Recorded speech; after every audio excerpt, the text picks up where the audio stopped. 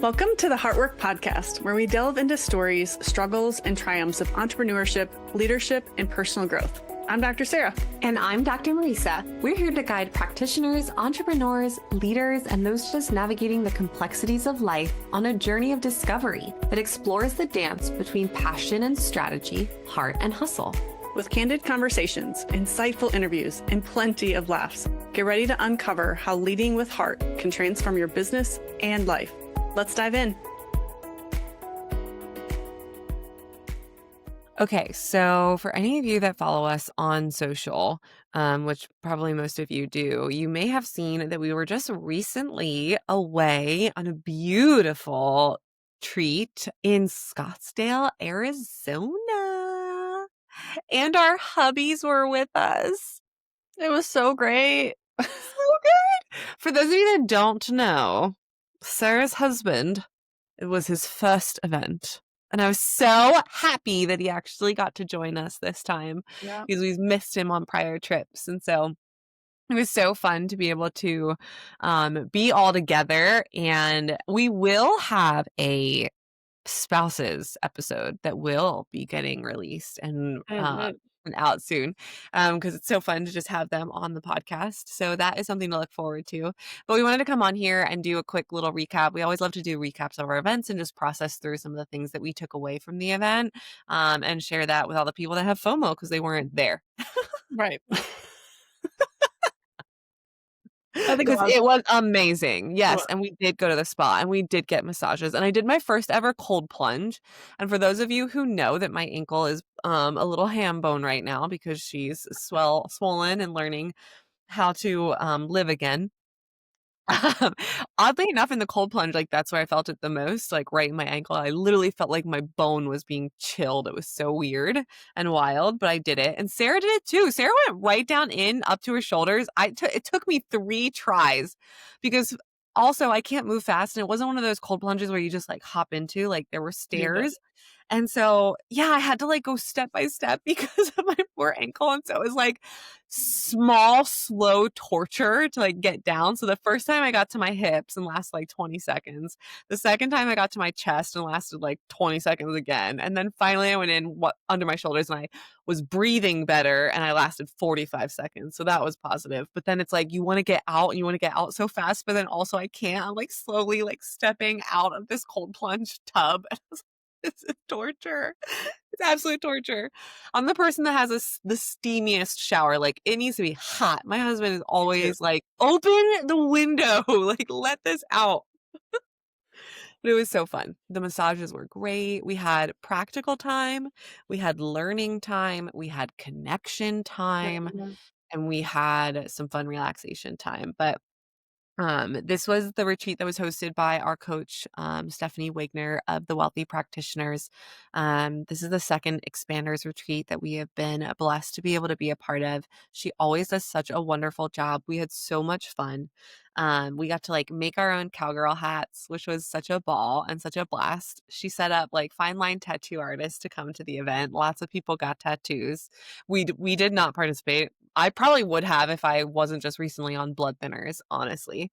But it was just so fun. And there's just so much thought that's put into it. And we had some speakers this time, which was great. Shout out to Callan and Sydney that came, and also Anna and Tom. They are amazing. We'll get into talking about them and what they shared. So, Sarah, what was your biggest takeaway from the weekend? So the weekend itself, like I think one of the things that I'm always just blown away at the intention that goes into these events that Stephanie creates.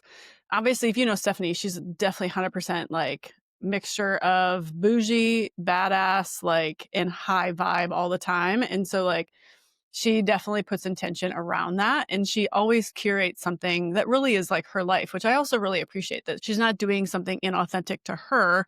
She is doing it authentically what she loves in her world. And so I really appreciated that and always have, especially when we've been a part of any of her events. And then honestly, one of my brilliant takeaways was just the beautiful opportunity to have my husband there and the opportunity that I got to be incredibly proud of him and really feeling very fortunate for the human being that I have alongside me with the partnership and with the team member that I have in my life, and I literally was, like, geeked out that he was there. It was just really special for me to have him there, and that was literally truly one of my, like, favorite things about the whole weekend, just for the sake of he got to participate with me, and I watched him just be authentically himself and just show up who he is and why, I love him and how I care for him, and I can't tell you how many people came up to me like, "Your husband is amazing. Can he come to every event?" Like, I'm like, "Yes, thank you," and also, like, "Yes, can he please come to every event?" type of thing. So that was just really, really special, for me, and I just feel very fortunate to have a group of people that make up a community that truly do feel like lifelong friends, and that when you're in this room, there is such a opportunity for we're called expanders, but it truly is an expansive type experience, not only just in the activities that you partake in, but also in just the relational equity that is being built. It really is about deepening and going wider. I don't even know if I like wider. It's like you're going just down and you're uncovering so much of one another. I do think the coolest part about every single event is like by the third day, I noticed that everybody's guards were down because they're really at the end of the day too. There's th- things like this can definitely activate an ego. Mhm.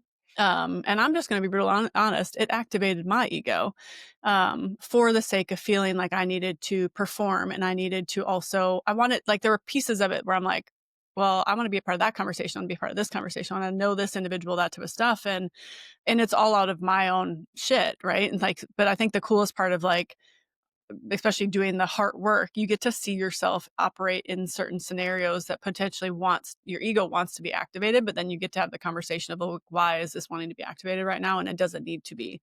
And I got to have this like beautiful conversation back and forth with God about, okay, no, you are good. Be present. Just be here. And you never know who you're going to come into contact with that you're meant to then come into contact with for conversation, for interaction, to hear what you're meant to hear, and then give what you're meant to give at the same time. And so that was also just one of my beautiful just takeaways of like the more that you show up authentically yourself without trying to perform and trying to be somebody that you're not, you're going to receive what you are meant to receive.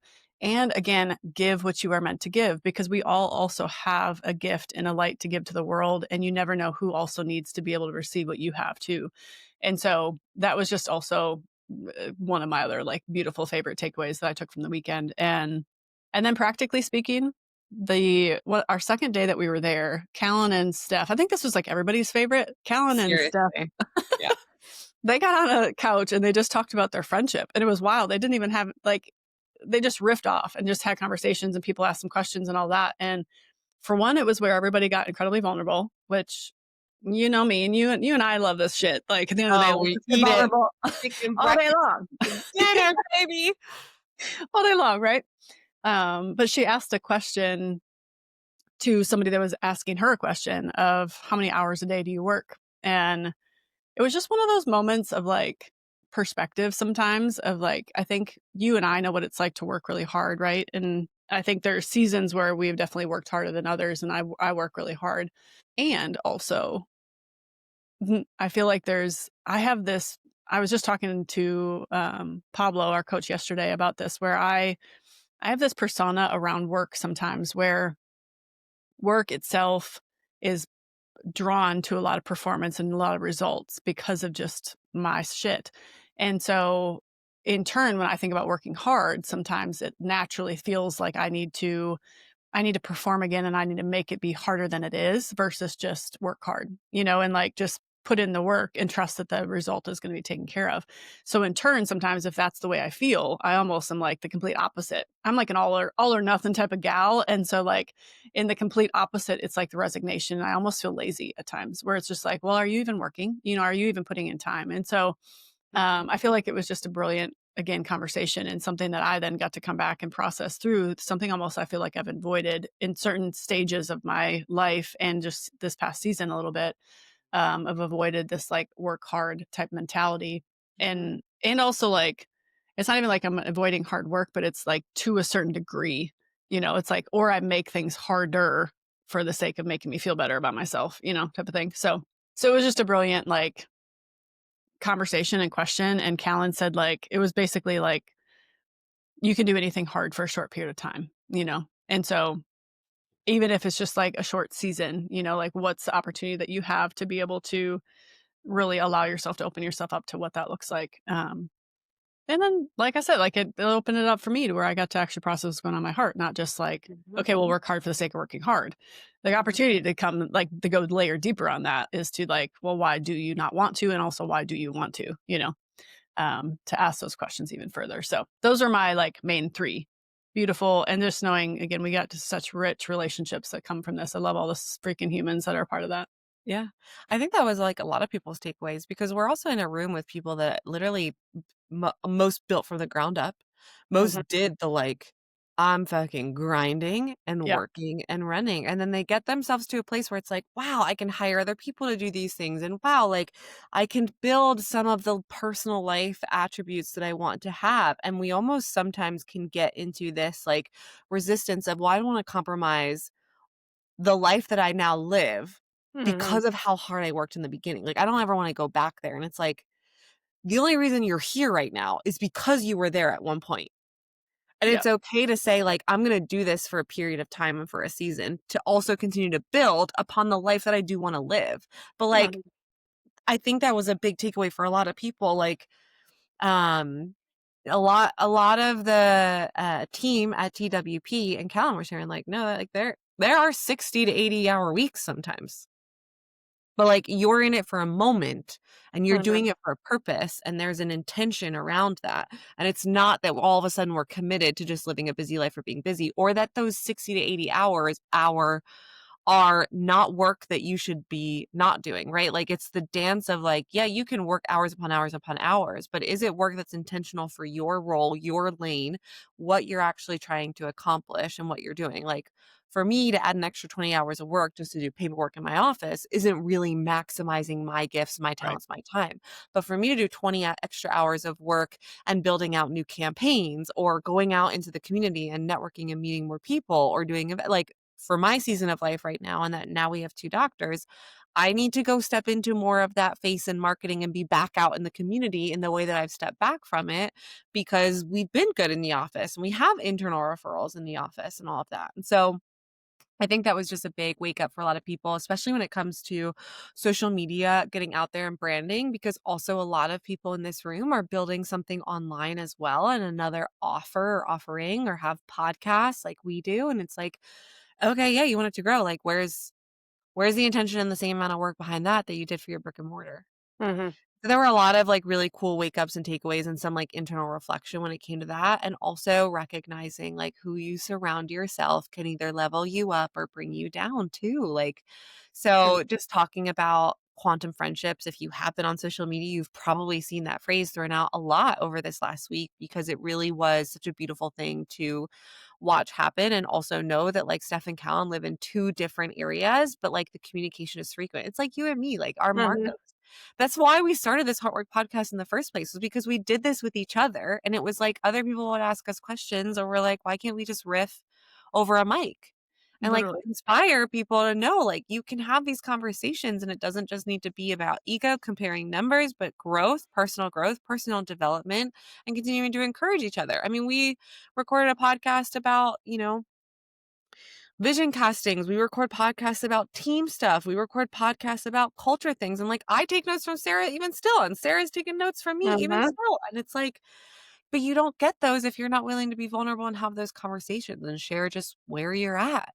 Yeah. I think a lot of people shared where they're at insofar as finances go right now in this current season. People are expanding, buying new buildings. People are shifting team. People are allowing a higher standard of what they want. And higher standards come with higher caliber, come with more money, come with more investments.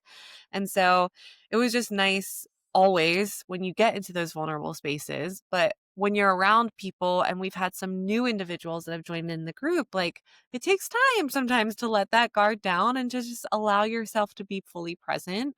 And also to have done enough of the heart work to, like Sarah said, recognize if certain aspects of yourself are coming to the forefront that you would prefer not to lead interactions and engagements with. Mhm.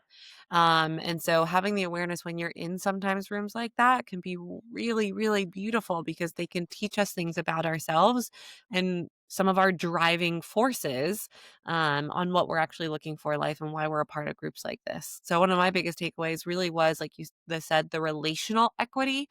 I came into this weekend wanting to deepening some of the relationships that, we are all spread out all over the US. And so that kind of promise and intention of like, we have access to these beautiful human beings so much. And like, it doesn't just need to be about one person or a relationship. Like, you talk to one person doesn't, negate the fact that you can connect deeper with another, or that you guys might bond in a different season of life. And so, more so just the, like, continuing to cultivate relationship and meet people, because that's where you really get to learn and realize we're all dealing with the same stuff, just in Mhm. different seasons.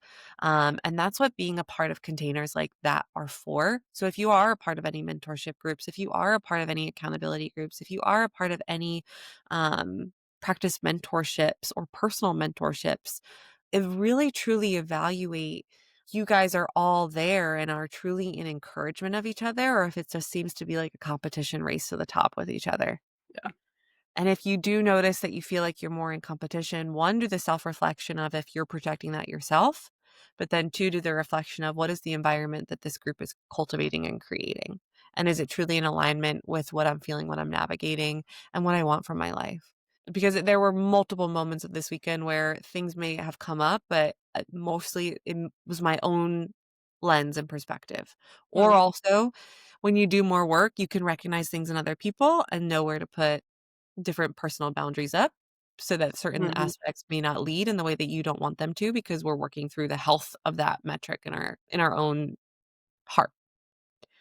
But one of my favorite conversations too was with Anna and Tom. Actually, I had multiple conversations with Anna after their talk, and I just love her as a human being. One of their just takeaways and kind of metrics was going from storytelling to story selling. I think we all know that when we're in practice with each other and when we are selling transformation in people's lives, we know to lead with their story, but sometimes we're just focused on telling the story, and we never Mhm. actually follow up with like a, also this is possible for you. Yeah. And so the recalibration of like, don't forget to also pull that in of like, what are people looking for and wanting information? How do you actually help them? And then Sydney came in and brilliantly incorporated that message into like, what are you projecting out there with your brand?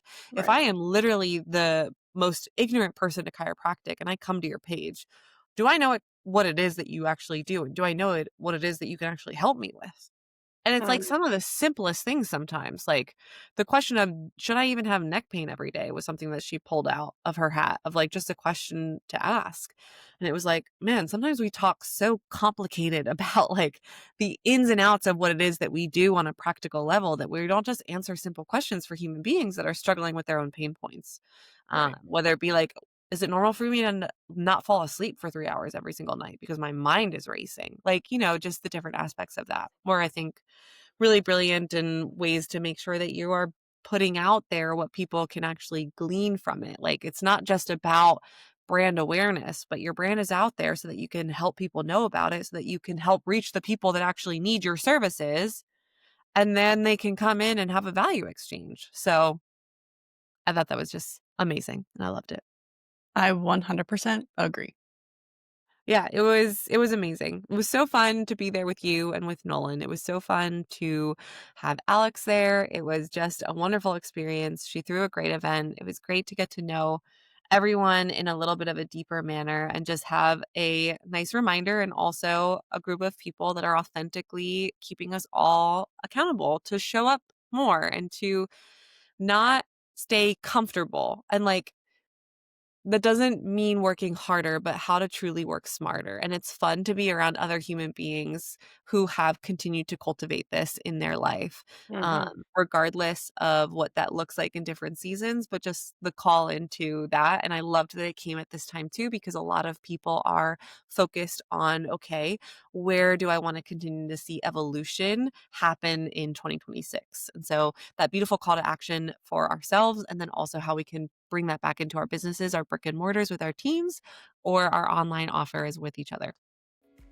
So thank you for joining us on another episode of the Heartwork Podcast. We hope today's conversation has inspired you to lead with heart in your business and life. If you enjoyed this, subscribe so you never miss a release, rate our show, leave us a review, get on our VIP email list, and join our exclusive Facebook group, The Heartwork Life, to plug into our community and learn from us and other heart-led entrepreneurs on a weekly basis. We look forward to chatting with you next time. Bye!